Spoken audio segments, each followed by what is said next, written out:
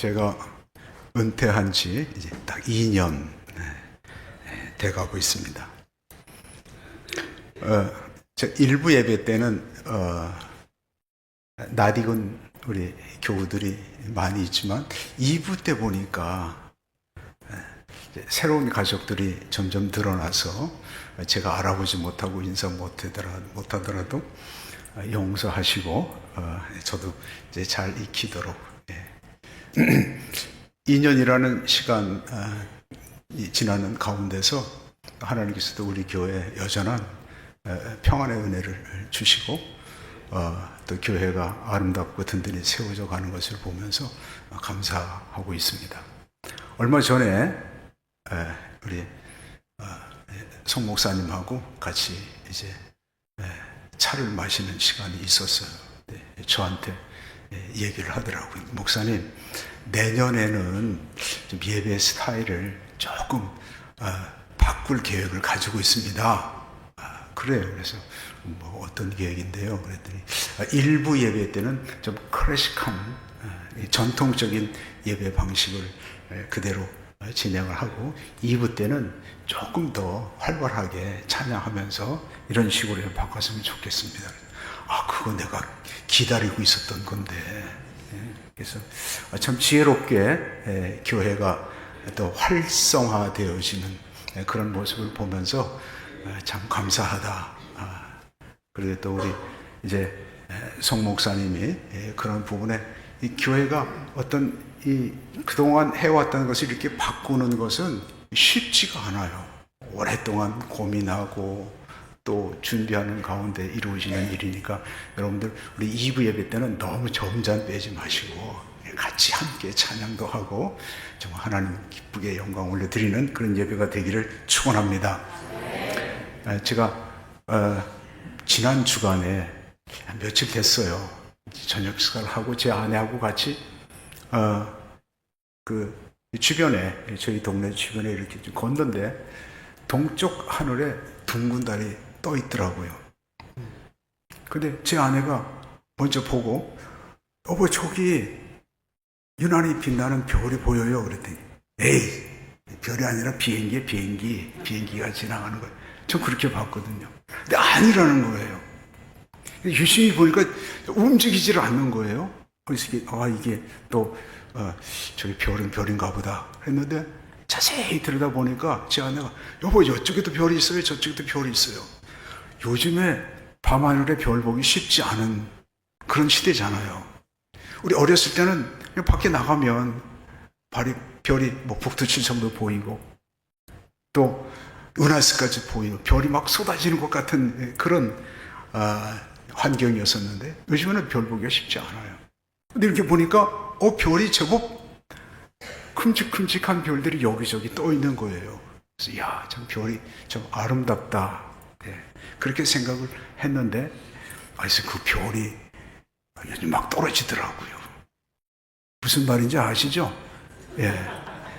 이번에 참 진짜 비상사태로 인해 가지고 별들이 우수수 떨어지는 여러분 그 별 하나 닮은 시골 같은 데 가면요 마을에다가 프랜카드 걸어요. 아무개 집 아들 요번에 별 달았다. 뭐 합격했다. 그러니까 세상 사람들이 원하는 성공이잖아요. 근데 떨어지는 것은 순식간에 떨어져요. 원치 않았는데도 떨어지는 경우도 있고. 그러면서 참 이 끝을 잘 마무리해야 되겠다. 끝을 잘 마무리해야 되겠다. 성탄에 대한 메시지는 우리 목사님이 이제 성탄절날 하실 테니까 저는 한 해를 마무리하는 이 시기에 한번 끝을 잘 마무리했으면 좋겠다. 여러분 용두삼이라는 사자성어 아시죠? 시작은 거창하게 했는데 끝은 영시원찮게 끝나는 경우. 그래서 제가 한번 용두삼이의 반대말 혹시 아세요? 용두삼이의 반대말 찾아보니까 삼이용두래. 이게 조금 이상하더라고요. 그래서 제가 AI 있잖아요. 저는 에스크업이라는 AI 앱을 깔아가지고 거기서 가끔 궁금하면 거기다 질문을 던지는데 제가 그렇게 질문했습니다. 용두삼이에 반대가 되는 단어 3가지만 말해줘. 했더니 첫 번째는 삼위용두가 나오더라고요. 그래서 이런 용어가 있구나 하는 걸 이제 처음 알게 됐어요. 그다음에 두 번째로는 유종의 미. 그다음에 세 번째는 완결의 미. 완결의 미. 그래서 올 한 해를 마무리하면서 과연 나는 지난 한 해 동안 어떻게 살아왔는가, 그리고 지금 잘 마무리를 지어가고 있는가, 나의 삶은 유종의 미를 거두고 있는가. 오늘 여러분들 이 어수선한 이 시기에도 다른 곳으로 가지 않고 이 예배 자리로 나오신 것을 볼 때 제가 보기에는 여러분들도 다 함께 같이 유종의 미를 거두려는 의지가 있다. 네, 저는 그렇게 봅니다. 그래서 여러분 같이 옆 사람하고 같이 인사를 하십시오. 잘 나오셨습니다. 네, 성공하셨습니다. 여러분 이거 대단히 중요한 일입니다. 미국의 풀러 신학교에 로버트 클린턴 박사라고 있습니다. 이분이 유종의 미라는 책을 썼어요. 그래서 제가 이전에도 한번 우리 총회 교직자 목사님들 수련회 때도 한번 이걸 가지고 특강을 한 적이 있었는데 다시 한번 제가 들여다보게 됐습니다. 그런데 성경의 인물들을 쫙 연구를 해서 조사해 보니까 3분의 2가 유종의 미를 거두지 못했다. 3분의 2가. 3분의 1만이 유종의 미를 거뒀다. 여러분, 유종의 미를 거두지 못한 사람들, 성경의 인물들을 한번 쭉 생각해 보십시오. 전 딱 생각을 해보니까 유종의 미를 거두지 못하고 실패한 분들이 누군가. 물론 성공한 사람들도 있어요. 다니엘이든지 아브라함이라든지 이런 훌륭한 믿음의 사람들은 끝까지 멋지게 자신의 삶에 유종의 미를 거둔 분들이 있는데 그렇지 못한 분들이 더 많은 거예요. 엘리 제사장 끝이 영 좋지 않게 끝났잖아요. 그리고 사울 왕 처음에는 정말 멋지게 이스라엘의 초대 왕으로, 나중에는 정말 비참하게 브레셋과의 전투에서 죽고 말지요. 그리고 또 우리가 늘 많이 불렀던 솔로몬 왕도 처음에는 주님 저에게 이 백성을 다스릴 지혜를 주옵소서. 근데 하나님께서 내가 부도 영광도 구하지 아니하고 내 백성을 다스릴 지혜를 구했으니 내가 부와 함께 지혜도 주리라. 처음에는 잘 나갔는데 나중에는 어떻게 됐어요? 우상을 많이 섬기는 참 비참한 그런 말로를 우리 솔로몬 왕을 통해서. 그래서 솔로몬 왕은 그래도 끝에 가서는 회개했어요. 하나님을 섬기는 것이 지혜의 본분이다. 사람의 본분이다. 그런 말을 했어요. 다행이죠. 그런데 우리 삶의 여정 가운데서도 끝에 마무리를 제대로 짓지 못하는 그런 분들이 참 많이 있습니다. 존 버년이라고 철로 역정을 지었죠. 그 철로 역정을 살펴보면 우리 잘 아는 대로 철로 역정의 그 순례자, 그 주인공인 순례자가 천성을 향해서 가는데 그 순례의 길을 가는 가운데 얼마나 많은 유혹과 또 고난과 실수와 그런 그 고통 가운데서 가지요. 다행스럽게 끝까지 잘 감당을 해서 천성에 들어가게 됩니다. 그러나 우리 이 삶의 여정 가운데는 수없이 많은, 어떻게 보면 지금까지 이 자리에 내가 있는 것 그 자체가 기적같이 여겨질 때가 많습니다. 그래서 순간순간 너무 감사해요. 하나님께서 그래도 지금까지 나를 세상의 곁길로 가지 아니하고 그래도 이 믿음의 자리에 오게 하신 것 하나님 감사합니다. 수없이 많은 유혹들이 있었잖아요. 실족할 거리들이 너무나 많이 있습니다. 이성의 문제라든지 돈의 문제라든지 이단의 이러한 유혹들 얼마나 많습니까? 요즘에 또 젊은 사람들은 게임이나 도박 이런 데 빠져가지고 인생을 완전히 망치는 그런 사람들도 있는 것을 우리는 보게 됩니다. 그렇다면 우리가 이와 같은 유혹을 계속해서 받아왔고 앞으로도 가야 되는데 이렇게 흔들림 없이 실족하지 않고 우리의 믿음을 걸어갈 수 있는 우리가 걸어갈 수 있으려면 어떻게 해야 되는가? 실족하는 그 이유는 무엇인가? 제가 그동안 목회해 오면서도 늘 강조했던 내용 가운데서 정리를 해보니까 왜 실족하게 되는가? 왜 믿음의 길을 끝까지 가지 못하는가? 세 가지 정도로 요약이 되더라고요. 첫 번째는 무엇인가? 태만입니다. 태만. 또 다른 말로 표현하면 그 교만도 될 수 있습니다.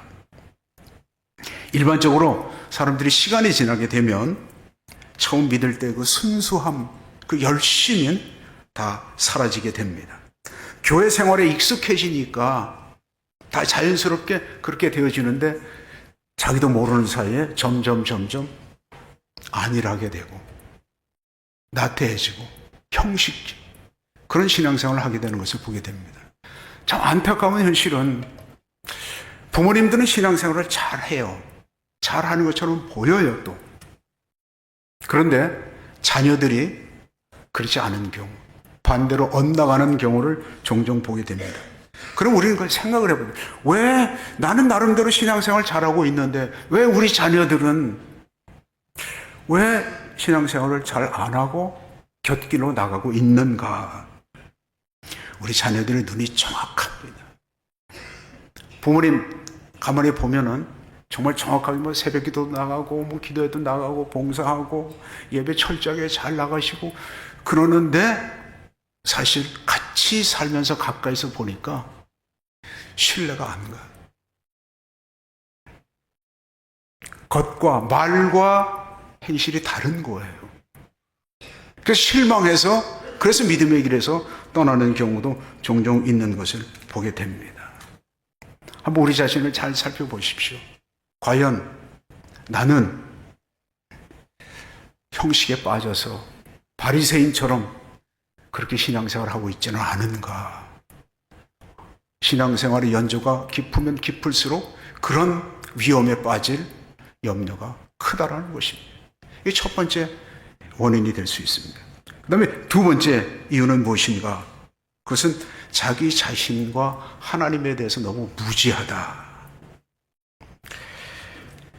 일반적으로 사람들은 자기 자신에 대해서 좀 관대한 편입니다. 나는 괜찮아. 난 괜찮게 살았어. 난 나름대로 성공했어. 라고 생각하는데 과연 그럴까요? 내 자신이 스스로 의롭다고 생각하는 경향이 많은데 그렇지 않습니다. 사도 바울이 에베소 교회 성도들에게 보낸 서신 에베소서 2장 3절, 2절, 3절 말씀을 보게 되면 그때 너희는 그 가운데서 행하여 이 세상 풍조를 따르고 공중권세 잡은 자를 따랐으니 곧 지금 불순종의 아들들 가운데 역사하는 영이라. 전에는 우리도 다 그 가운데서 우리 육체의 욕심을 따라 지내며 육체와 마음에 원하는 것을 하여 다른 이들과 같이 본질상 진노의 자녀였더니. 여러분, 지금 사도 바울이 에베소 교인들을 향해서 이렇게 이 서신을 써서 보내는 이유는 다른 것이 아니에요. 여러분들, 당신들 이전의 모습, 그래서 2절, 3절을 보면 그때, 지나간 과거의 그때, 그리고 전에는 그 시기를 지금 말하고 있어요. 그 시기가 무엇을 의미합니까? 다른 것이 아닙니다. 예수 믿기 전, 예수님을 만나기 전에 당신들이 어떻게 살았는지를 지금 이렇게 지적하고 있는 거예요. 과거에는 그랬지만 마지막 부분은 그렇게 말하잖아요. 다른 일과 같이, 다른 일, 예수 믿지 않는 불신자들과 같이 본질상 진노의 자식이었더니, 진노의 자식이었는데 그런 하나님의 크신 긍휼하심을 따라서 그들은 어떻게 됐습니까? 하나님의 자녀가 되는, 이제는 신분이 하나님의 자녀, 성도의 신분을 가지게 됐다는 거예요. 근데 이전에 그때는 어떤 모습이었는가? 육신의 정령을 따라서 살았고 마귀의 종로 타듯이 내 마음 내 고집대로 살던 그 과거에 그때의 모습을 지금 따라가고 있는 모습이 에베소 교회 그 교인들 사이에서 이게 나타나고 있기 때문에 지금 경고의 메시지를 보내고 있는 것입니다. 여러분들 전에는 과거에는 그렇게 살았었지만 지금은 여러분들이 그렇지 않지 않습니까? 근데 그걸 잊어버리고 있는 거예요. 잊어버리든지 알지 못하고 있는 그런 현상들이 나타나는 것입니다. 자신의 신분 잘 알지 못하게 되면 그때 실족하는 현상이 나타나게 됩니다. 그러나 내 자신을 잘 알면 알수록 더욱 겸손해져서 나 같은 죄인을 구원하시고 살리신 그 하나님의 은혜에 감사해서 어떻게 되는 거죠? 겸손해지는 거죠. 겸손해져. 많은 그리스도인들이 신앙의 연수가 이제 길어지면 길어질수록 배우는 것을 멈추게 돼요. 나 다 알아. 다 알죠. 오랫동안 신앙생활을 하면 할수록 교회 구석구석 다 알아요. 그리고 나는 옛날에 다 제자 훈련도 받았고 크로스핏도 했고 그리고 또 큐티도 하고 있고. 그런데 그게 형식적으로 될 때가 많이 있어요. 제 자신의 모습이 그래요. 저는 아침에 우리 교회에서 그동안 오늘의 양식, 그 아침에 새벽에 지금 말씀 보잖아요. 저는 또 따로 개인적으로 먼저 하루 전에 묵상을 해요. 요즘에 욥기를 묵상합니다. 그런데 욥기를 묵상하면서 제가 은혜를 받지만 은혜를 받으면서도 한편으로는 자꾸 형식에 매여 있는 내 자신을 발견하게 되는 것이죠. 그래서 그렇구나. 우리가 배우기를 멈출 때에 그때 실족하기가 쉽다. 아는 것 같지만 실상은 알지 못하는 경우가 많습니다. 그래서 무지한 것이 실족하는 요인이 되기도 합니다. 또 한 가지 세 번째로는 세속주의라고 말할 수 있어요. 저는 50년대 초반에 태어났습니다. 그래서 극심한 가난이 뭔지, 어려움이 뭔지 그런 것들을 경험을 했어요. 지금 우리나라는 전 세계 70억 인구 가운데서 5% 안에, 물론 우리 가운데 잘 사는 사람도 있고 못 사는 사람도 있고 그 차이가 있을 수 있습니다. 그렇지만 그럼에도 불구하고 우리 대한민국 국민은 전 세계 70억 인구 가운데서 5% 안에 들어가는 그런 그 부유함, 풍족함, 그 편리함, 그걸 누리고 살고 있다는 것입니다. 어떤 시어머니하고 며느리하고 대화를 합니다. 시어머니가 이제 아들네 집을 방문했어요. 봤더니 영 마음에 들지를 않는 거예요. 그래서 야, 밥은 제대로 먹고 있냐? 반찬은 제대로 좀 해 먹고 있냐? 그랬더니 며느리가 하는 말이, 어머니 걱정하지 마세요. 요거면 다 돼요. 즉시 해가지고 어디까지 배달해줘요? 집 앞에까지. 다음날 먹고 싶은 거니까 탁.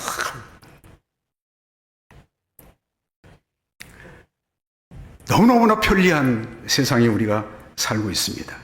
그렇다고 해서 편리한 것이 나쁜 건 아니죠. 그렇지만은 신앙생활마저 편리함을 추구해서는 안 된다라는 것입니다. 편한 것 찾다가 실족하게 됩니다. 사도 바울은, 제가 이제 성경을 묵상하다가 사도 바울의 그 고백이 생각이 났어요. 디모데후서 4장 10절 말씀에 이렇게 말을 해요. 대만은 이 세상을 사랑하여 나를 버리고 데살로니가로 갔고, 무슨 목적으로 갔는가가 분명히 나타나 있어요. 무엇을 사랑하여? 세상을 사랑하여. 세상을 사랑하여. 주님 따라가다 보니까 길이 좁고 힘들고 불편해요. 그러니까 에이, 나는 차라리 내 마음대로 살겠다 해가지고 믿음의 길에서 떠나서 세상을 사랑하여 자기가 가고 싶은 대로 갔다라는 것입니다. 사도 요한도 이렇게 말합니다. 이 세상이나 세상에 있는 것들을 사랑하지 말라. 누구든지 세상을 사랑하면 아버지의 사랑이 그 속에 있지 아니하니. 세상을 사랑하는 것, 세속주의가 요즘에 점점 우리 성도들의 삶 가운데서도 자꾸 들어와요. 이런 것들이 실족의 원인이 된다라는 것입니다. 그렇다면 어떻게 하면 실족하지 않고 끝까지 우리 믿음의 길을 걸어갈 수 있을까요? 오늘 본문 10절에서 사도 베드로가 이렇게 말을 합니다. 우리 한번 같이 읽겠습니다. 시작. 그러므로 형제들아 더욱 힘써 너희 부르심과 택하심을 굳게 하라. 너희가 이것을 행한즉 언제든지 실족하지 아니하리라. 아멘.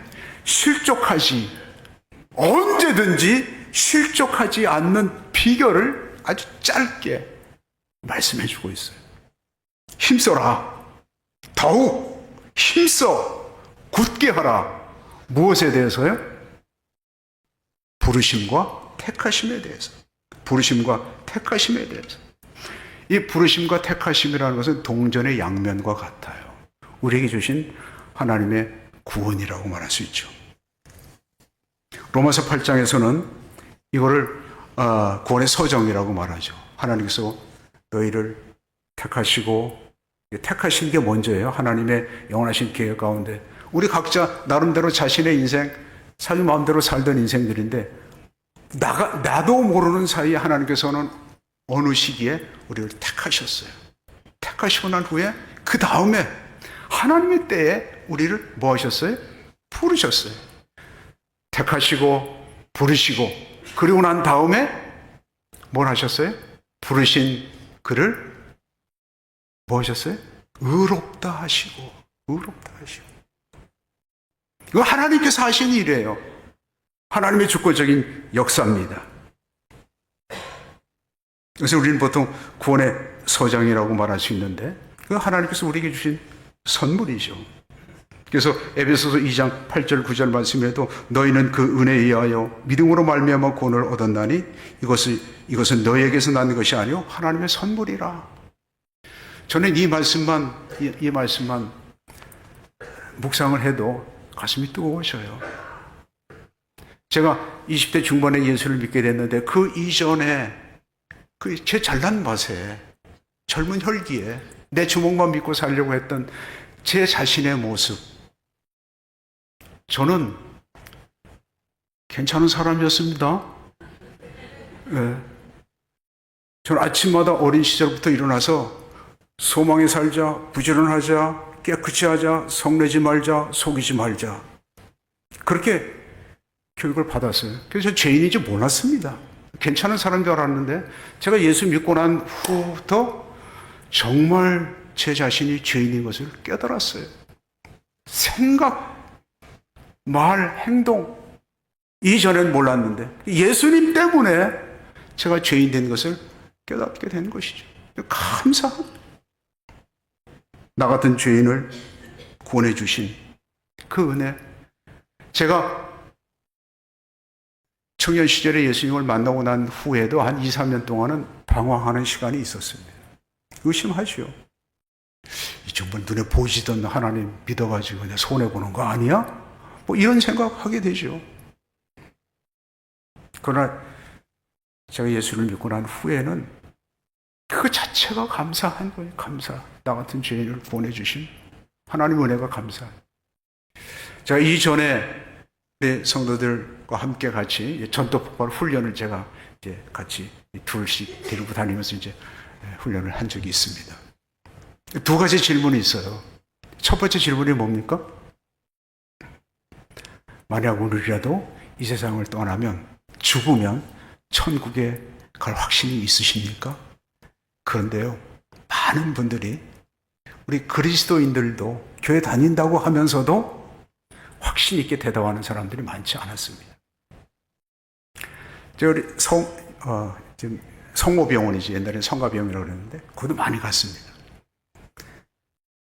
많은 천주교인들에게 복음을 전했는데 천주교인들 가운데서 확신을 가지고 있는 제가 예수님을 믿습니다 라고 확신 있게 대답하는 분은 딱 한 분 만났습니다. 그들은 다 연옥으로 떨어진 줄을 생각해요. 그래서 거기서 죄를 다 씻고 난 후에 천국으로 가는 것으로 그렇게 생각을 하고 있더라고요. 자, 과연 내가 오늘이라도 이 세상을 떠난다면 천국에 들어갈 확신이 있으십니까? 만약에 그렇지 않다면 한번 자기 자신을 한번 다시 돌아봐야 될 것입니다. 그 다음에 두 번째 질문이 뭡니까? 이제 천국에 이제 입구에 들어섰습니다. 그때 또 질문을 받는데 그것이 뭐냐면 어떻게 이 천국에 들어오게 되었느냐라고 물을 때 뭐라고 대답하시겠습니까? 첫 번째 관문은 통과했어도 두 번째 관문에서 또 대답을 잘 못하는 분들이 종종 있어요. 착한 일 많이 했으니까요. 예배 잘 참석했으니까요. 교회에서 봉사 많이 했으니까요. 그러면 다 떨어집니다. 그 부분에 대해서 확실하게 성경이 우리에게 말씀해 주고 있는 것이죠. 사도 바울이 이렇게 증거했습니다. 에베소서 2장 10절 말씀에 우리는 그가 만드신 바라 그리스도 예수 안에서 선한 일을 위하여 지으심을 받은 자니 이 일은 하나님이 전에 예비하사 우리로 그 가운데서 행하게 하려 하심이니라. 하나님께서 우리를 택하시고 우리를 부르셔서 우리를 하나님의 자녀된 신분을 주신 것은 그건 하나님께서 전적으로 우리에게 베푸신 선물이에요. 은혜라고요. 그렇지만 거기서 끝나는 것이 아니라 거기에는 주님의 우리를 향하신 기대가 있어요. 우리는 그가 만드신 바라 그리스도 예수 안에서 선한 일을 위하여 지으심을 받았다. 하나님께서 우리를 택하시고 우리를 불러내신 이후 그것으로만 끝나는 것이 아니라 우리를 이 땅에 살아가는 동안 하나님의 선한 도구로 쓰시기 위해서 우리를 택하시고 부르셨다라는 것입니다.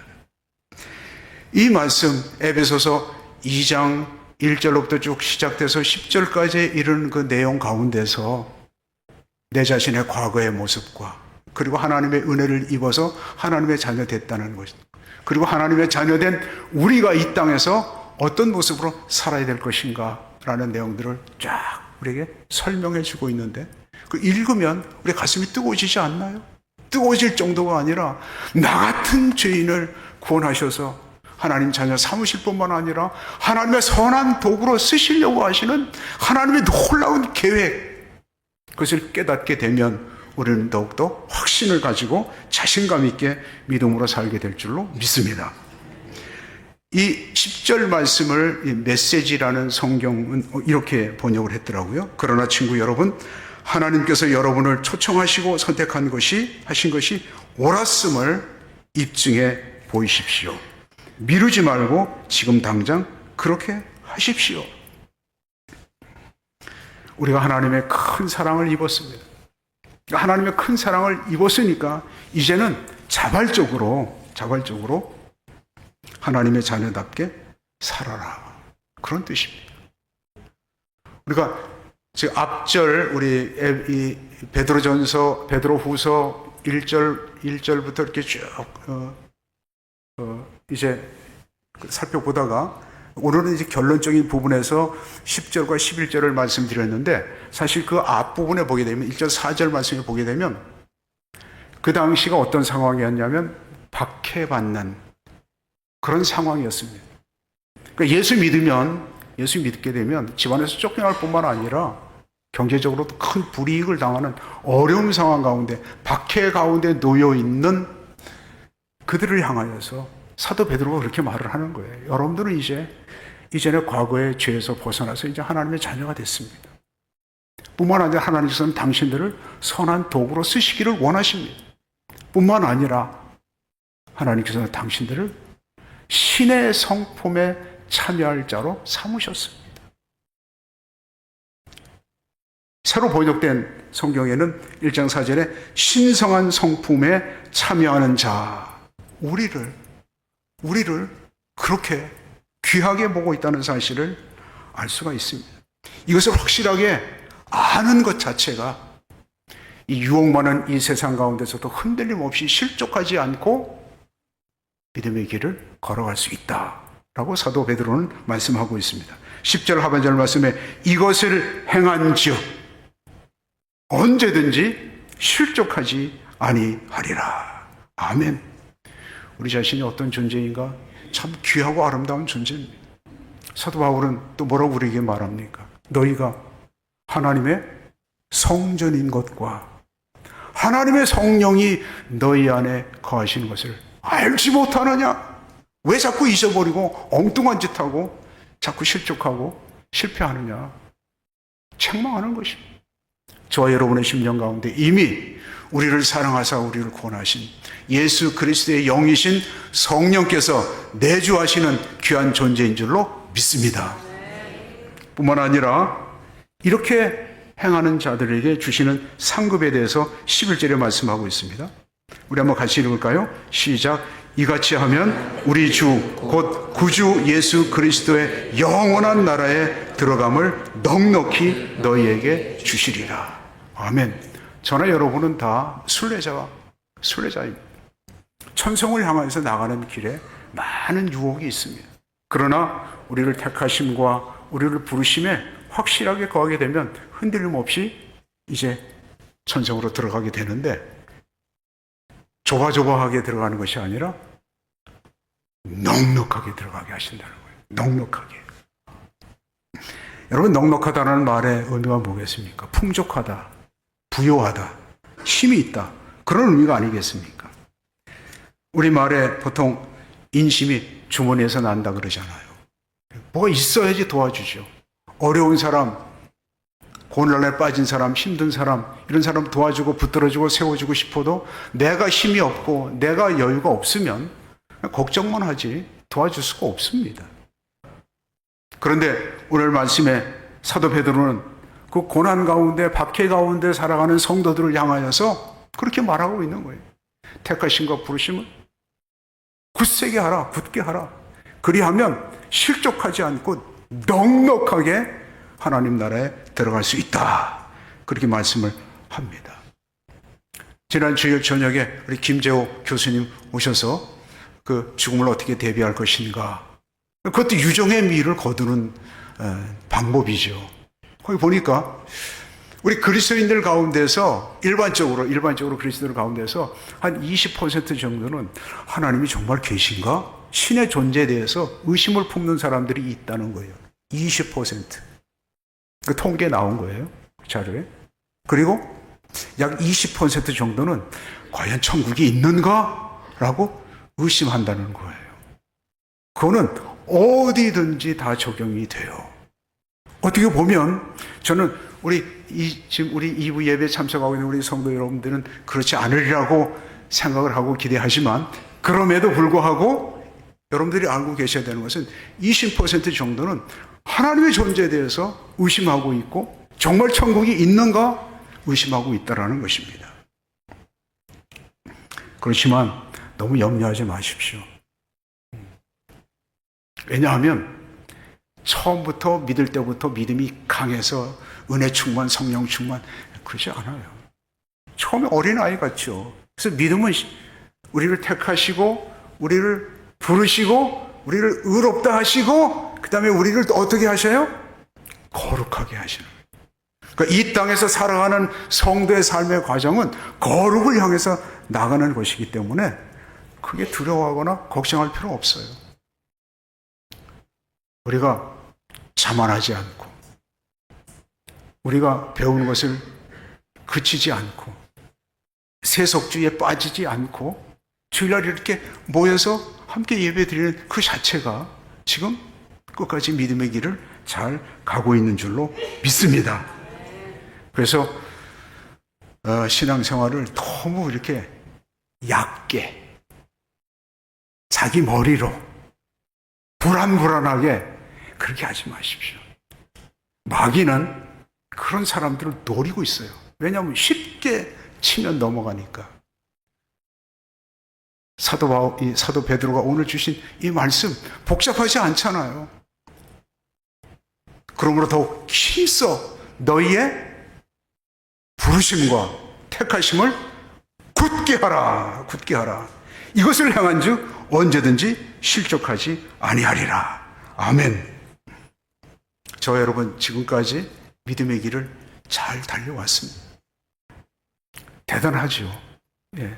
그런 많은 유혹과 또 고난 가운데서도 흔들림 없이 믿음의 자리에 나와서 하나님 앞에 예배드리는 이 모습, 이 자체가 우리가 유종의 미를 거두기 위한 그 의지가 있고 또 그 길을 가고 있는 줄로 믿습니다.